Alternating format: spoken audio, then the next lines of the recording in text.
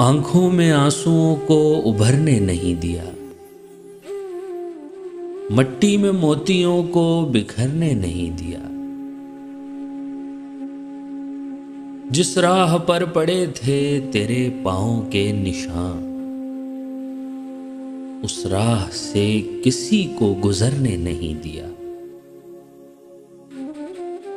ہر بار ہے نیا تیرے ملنے کا ذائقہ، ایسا ثمر کسی بھی شجر نے نہیں دیا۔ یہ ہجر ہے تو اس کا فقط وصل ہے علاج، ہم نے یہ زخم وقت کو بھرنے نہیں دیا۔ اتنے بڑے جہان میں جائے گا تو کہاں، اس ایک خیال نے مجھے مرنے نہیں دیا۔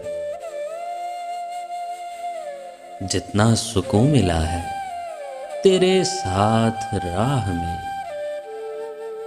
اتنا سکون تو مجھے گھر نے نہیں دیا۔ اس نے ہنسی ہنسی میں محبت کی بات کی، میں نے ادیم اس کو مکرنے نہیں دیا۔